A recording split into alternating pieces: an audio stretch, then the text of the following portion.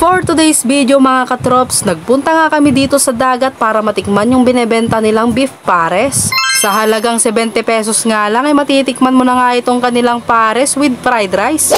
So ayun mga katrops, palagi nga kaming pumupunta sa dagat pero never pa kaming nakapag-try kumain dito. At dahil merong chismis na nakarating sa akin na masarap nga daw yung pares nila dito, ay sige, matry na nga mga katrops. Bale, ang in-order nga namin ay 3 pares with fried rice tsaka 1 pares mami. At kung makikita nyo nga yung serving nila sa fried rice mga katrops ay napakarami, nasa 3 sandok ata. Kaya naman sa 70 pesos mo nga ay talagang mabubusog ka na. At ayun nga pala, sa isang kaldero na yun nakalagay yung karne. So bale, itong pares mami pala ay kay Manang Litang. At nagpasuyo na nga siya, napigaan ko na nga daw ito ng kalamansi at lagyan ng onion leeks. Nasa sayo na nga kung gaano nga karami yung gusto mong ilagay. At ayan, tignan nyo naman yan, oh, napakasulit. At eto naman yung order namin ng aking malabs. At dahil first time nga lang namin kumain ng pares ay hindi nga kami pamilyar sa kung anong lasa neto. At sa mga napapanood ko naman sa social media ay eto nga yung mga pinaglalagay nila. Kaya naman for the gaya na lang tayo mga katrops. Dahil base doon sa napapanood ko ay nasasarapan nga sila kapag kanilalagyan ng mga ganyan. At ayan, halu-haluin na nga lang natin mga katrops. Tignan nyo naman yan, oh, may mga taba-taba pa. At in fairness, sa 70 pesos mo nga ay marami nga rin itong laman. Kaya naman hindi ka na nga lugi dito. At tignan nyo naman yung taba, oh, napakalaki pa nga. Pag natikman mo yan ay naku, siguradong babata ka. Kaya naman para bumata nga ako ay ayan, tikman na nga natin ito mga katrops. Tignan natin kung hindi nanlalaban yung karne. At kung makikita nyo nga sa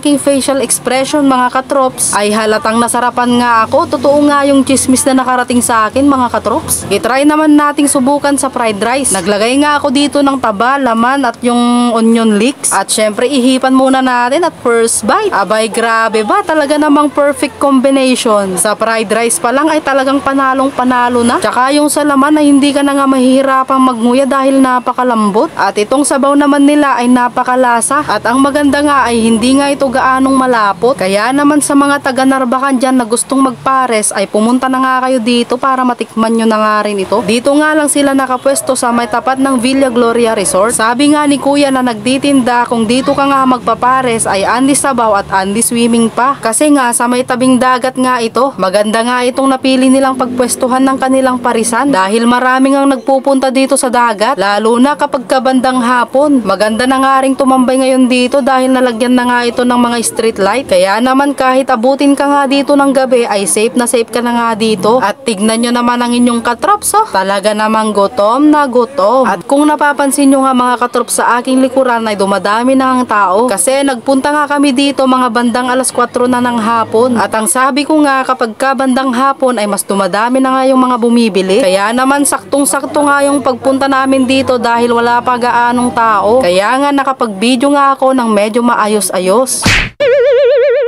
So ayun, bale sa mga katrops natin dyan na hindi pa nakakaalam, nag-upload nga po pala ako ng video sa aking YouTube channel, TikTok account at Facebook page. Kaya baka naman mga katrops, suportahan nyo naman para mas ganahan pa akong gumawa ng mga simpleng content katulad neto. At huwag nyo na rin kalimutang mag-like and share. So paano ba yan mga katrops? Hanggang dito na lang. Salamat sa panonood. Bye-bye!